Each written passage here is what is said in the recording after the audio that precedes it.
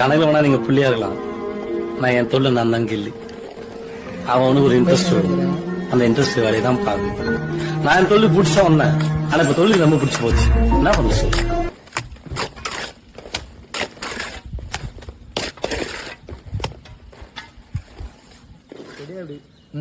போயிட்டுதான் இருக்கு.